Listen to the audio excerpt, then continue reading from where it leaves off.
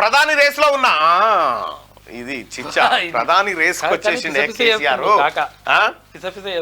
కేసీఆర్ ప్రధాని రేస్ వచ్చేసిండు వచ్చిండు రేతులు ఉన్నాడంట ఒక సీటు రాకున్నా కానీ ప్రధాని రేతులు ఉంటాయంట ఒకటి కూడా వస్తట్లేదు పరిస్థితి ఒకటి కూడా వచ్చే పరిస్థితి లేదు ప్రధాని అవుతారట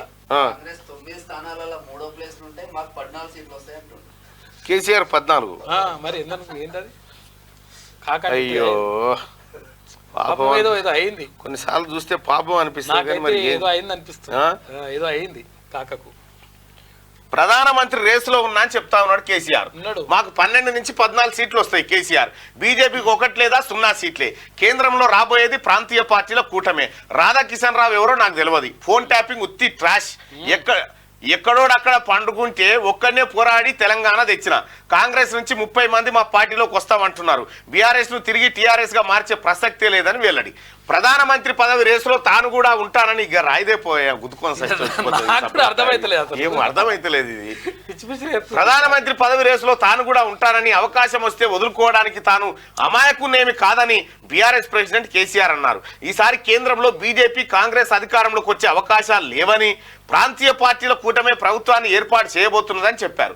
ఇదేమి ఆషామాషిగా చెప్పట్లేదని, తన సుదీర్ఘ రాజకీయ అనుభవం, వివిధ వర్గాల నుంచి తీసుకున్న సమాచారాన్ని రంగరించి వడబెట్టి చెబుతున్నానని చెప్పి కేసీఆర్ అంటా ఉన్నాడు. అయ్యా కేసీఆర్, ఏమన్నా ఆశకు అద్దుండాలి, చెప్పే ముచ్చట ఏమన్నా పొంతన ఉండాలి.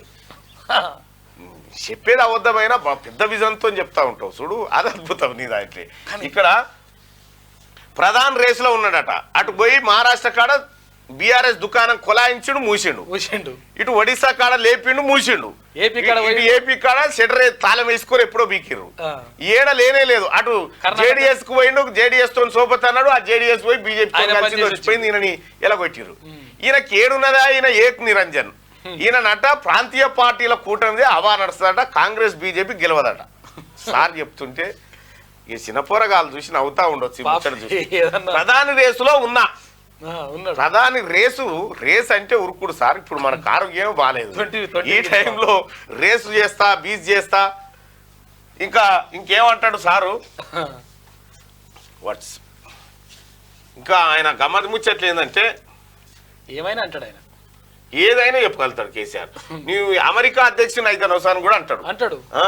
అంతర్జాతీయ అధ్యక్షుని అంటాడు. అమెరికా అధ్యక్షుని కూడా అయితే డౌట్ ఏముందో అంటాడు.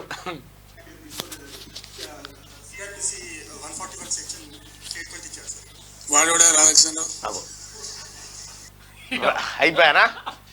ఫోన్ ట్యాపింగ్ సంగతి ఏమైంది సార్? సుప్రీం అని నీ పేరు చెప్పిండల్లా. మా బీఆర్ఎస్ అధినేత కేసీఆర్ చేయమంటేనే ట్యాపింగ్ చేసినామని చెప్తే వాడెవడా రాధాకిషన్ రావు అంటుండు. వాడెవడో తెలివందే. వాడు రిటైర్ అయ్యి ఇంట్లో అంటే వాడిని తీసుకొచ్చి మళ్ళా ఆఫీసర్ అని స్పెషల్ డ్యూటీ అని ఓఎస్డీని చేసి, టాస్క్ ఫోర్స్ కు డీసీపీని చేసి, ఏం తమాషా కేసి వాడేవాడా రాధాకిషన్ రావు అంటా ఉన్నాడు. రాధాకిషన్ రావు చూడు ఒకసారి మరి ఏమంటుండో. రాధాకిషన్ రావు నేను చెప్తలేనా? ఈ నమ్మకుర్రా నాయన.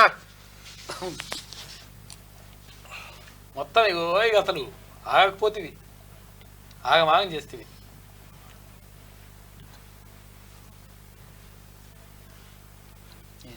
ఇగో ఈడే అదే మీ వాడే. వాడేవాడే అంటే వాడేవాడే అంటివి మీద ఉన్నాడు చూడు. మీకు ఈయననే, ఈ చిచ్చనే, ఈయననే రాధాకిషన్ రావు ఎవడంటే ఇగో ఈయన.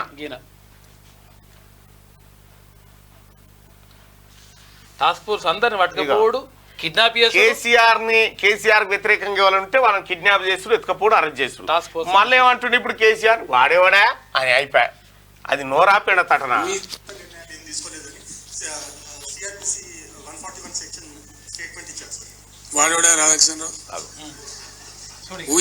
రేపు పొద్దుగానే ఎవరా ఈ తెలంగాణ ప్రజలు ఎవడా నాకేమెరకనా అంటాడు.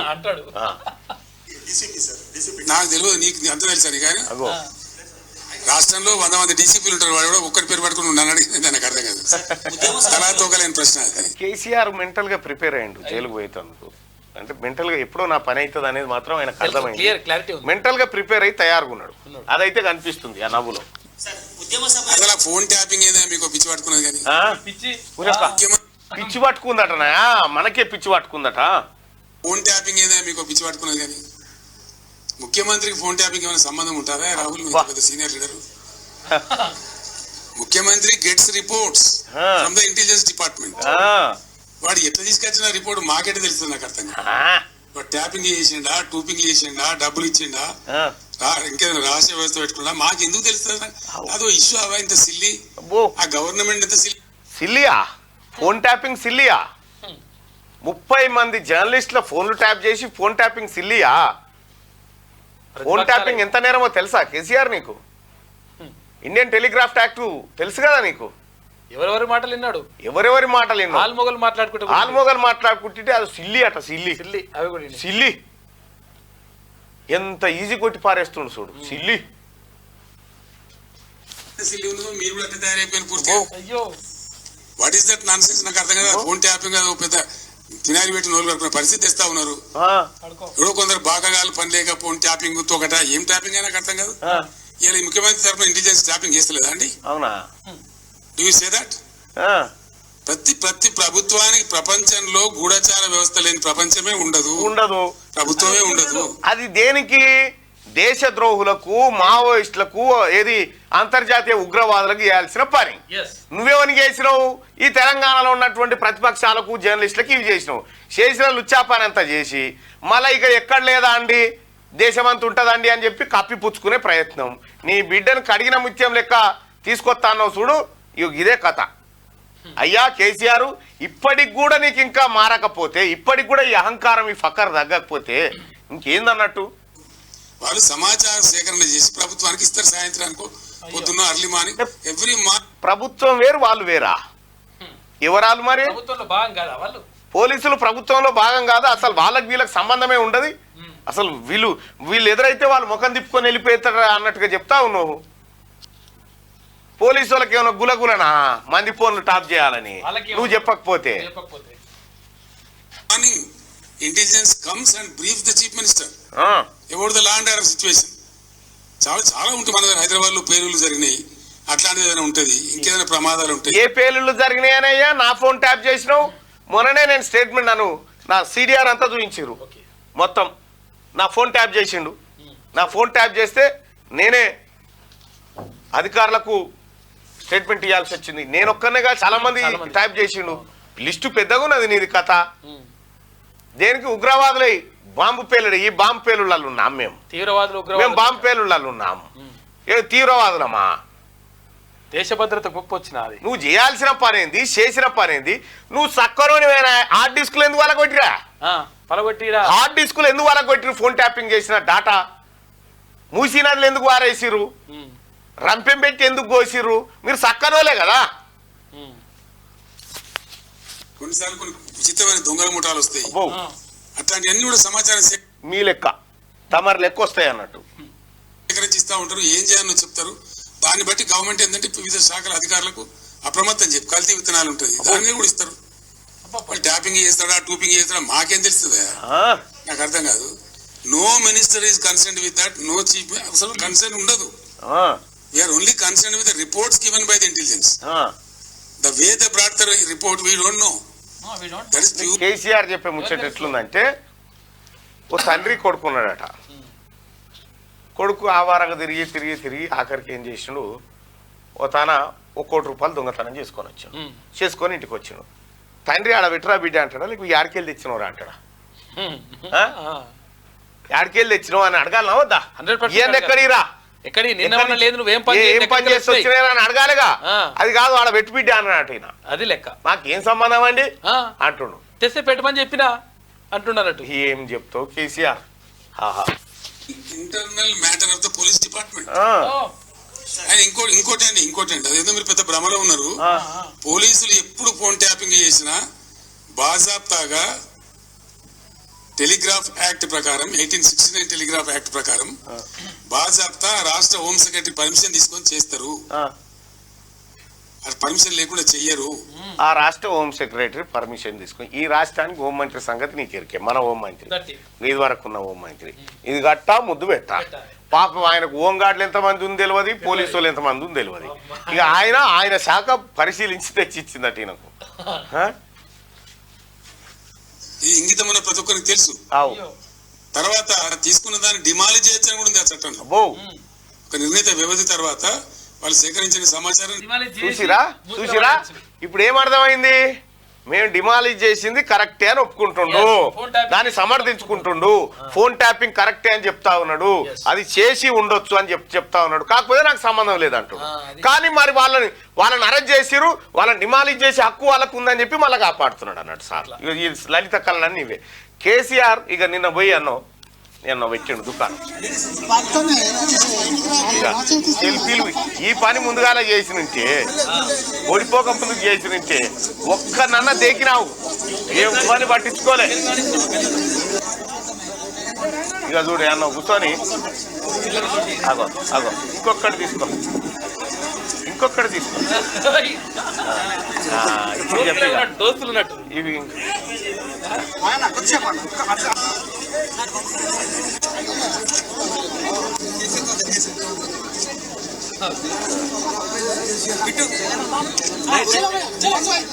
ఇక చూడరా సార్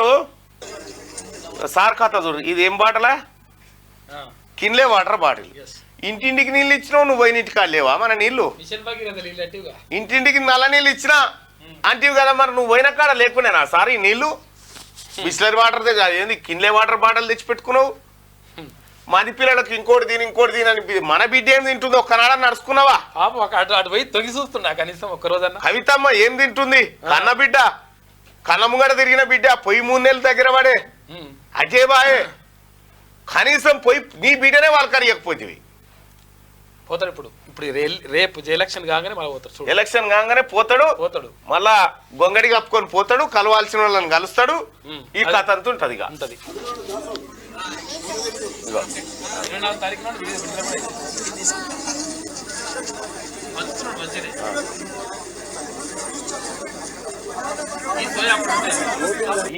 అప్పుడేమో ఉన్నకాడికి పైసలు కొడుకు తినబెడితివి, బిడ్డకు తినబెడితివి, సడకుని కొడుకు తినబెడితివి, అల్లునికి తినబెడితివి. అవేమో అల్లునికి తినబెట్టి వచ్చి మిర్చి బజ్జి ఏమో మా పోరగాళ్ళకి ఇవ్వబడి, అసలు నువ్వెత్తుకపోయి మిర్చి బజ్జి మా పోరగాళ్ళకి ఇవ్వబడితే. ఇక ఇప్పుడు మళ్ళీ సానుభూతి కార్యక్రమాలు, సానుభూతి డ్రామాలు. ఒక్కరినే కొట్లాడి తెచ్చినట్టు తెలంగాణ రాష్ట్రం చిచ్చా. ఇక ప్రధానమంత్రి అయితే అంటాడే, ఈ ఎక్కడి పంచాయతీది? ప్రధానమంత్రి ఉంటదా దేశం? రేసులో ఉన్నాడట. ప్రధాని రేసులో ఉన్నా అంటుడు. రేసులో ఉండాలంటే ఏం కావాలి ఎరికేనా సోదరులారా? ఎంపీ కావాలి ముందుగా. ఈ ఎంపీ గెలిచినట్లేదు. ఒక్క ఎంపీ కూడా గెలిచే పరిస్థితి లేదు. ఆడ అమిత్ షా ఏమో 10 మార్క్ పక్క అంటుండు, ఇటు కాంగ్రెస్ వాళ్ళు 14 వచ్చే మార్క్ అంటున్నారు. ఇక మిగిలింది ఎంఐఎం ఒకటే. అసదుద్దీన్ ఓవైసీ దగ్గర పోయి బైసాబ్ తుమ్ మదత్ దేవ్ అని చెప్పి అట్లా పోవాల్సిందే తప్ప ఇంకొక ఆప్షనే లేదు. ఇక మద్దతు ఇచ్చినా కానీ నువ్వెంపీ కావాలి కదా, మళ్ళా నువ్వెంపీ కావాలి కదా. ప్రధానమంత్రి పదవి రేసులో తాను కూడా ఉంటానని, అవకాశం వస్తే వదులుకోవడానికి తాను అమాయకున్నేమి కాదని బీఆర్ఎస్ ప్రెసిడెంట్ కేసీఆర్ అన్నారు. ఈసారి కేంద్రంలో బీజేపీ కాంగ్రెస్ అధికారంలోకి వచ్చే అవకాశాలు లేవని, ప్రాంతీయ పార్టీల కూటమే ప్రభుత్వాన్ని ఏర్పాటు చేయబోతున్నదని చెప్పారు. ఇదేమి ఆశామాసిగా చెప్పట్లేదు, తమాషాగా చెప్తున్నా. కేసీఆర్ ఎట్లుంటదంటే ప్రతిరోజు నేను మూల మంత్రాలు చదువుతా అంటాడు అని చెప్తాడు అన్నట్టు. అది యాక్చువల్గా మలమూత్రాల వ్యవహారం. అది ఆయన చెప్పే కథ అట్లుంటది అన్నట్టు. వివిధ వర్గాల నుంచి తీసుకున్న సమాచారాన్ని బట్టి చెప్తుంది. ఏ వర్గం అయ్యా నీకు ఇచ్చింది? తన సుదీర్ఘ రాజకీయ అనుభవం. నీ సుదీర్ఘ రాజకీయ అనుభవంలో మోసం, కుట్ర, నయవంచన తప్పేమన్నా ఉందా?